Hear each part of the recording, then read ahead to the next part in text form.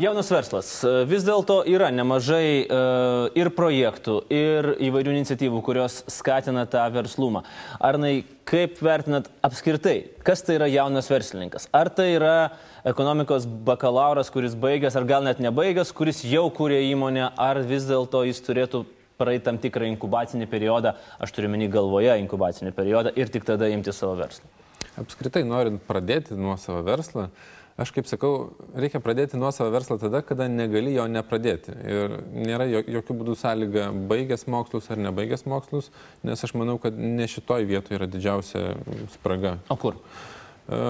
Pati vidinė motyvacija, ko žmogus nori, ką jisai nori iš savo gyvenimo padaryti. Ir jeigu aš turiu pakankamai daug motyvacijos imtis verslo, aš negalėsiu jo nesimti tiesiog. Aš nuo pat tada, kai mokiausi mokykloje, galvojau, kad aš būsiu verslininkas. Nežinau kodėl, bet aš žinojau, kad aš būsiu verslininkas.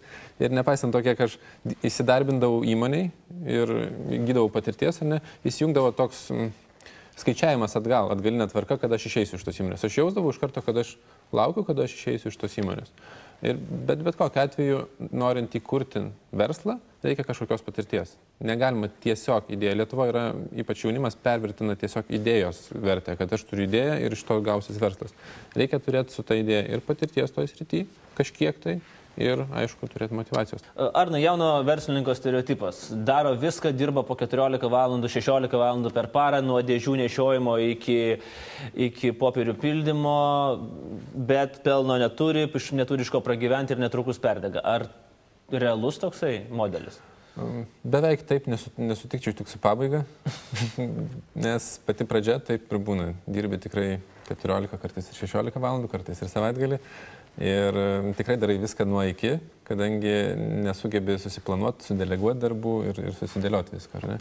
Aš tikrai pritarčiau savo kolegai, kad sakė, kad reikėtų kalbėti su visais įmanomais žmonėmis, kurie turi patirties šitoj srity, kad netektų to daryti. Kai pats bando padaryti viską pats, tai be abejo tada jis sugriūna. Į pas dėžes tampydamas ir pas organizuodamas kaip tos pardavimus į užsienį, blaškosi visur ir išsimėto. Ir pas mus būna ateina tie jauni verslininkai ir sako, man reikėtų investicijų 10 000 litų. Mes prisėdam, paskaičiuojam, sakom, ne, mes tau duosim 100 000 litų. Tam, kad tu netampytum tų dėžių, pats nekurtum planų, kaip išėti į užsienį, o pasamdytum kroviką, pasamdytum marketingo specialistą, pasamdytum kompaniją, kuri paliktų rinkos tyrimus ir pasamdytum užsienio konsultantą, kuris tau padėtų to produktą išvesti.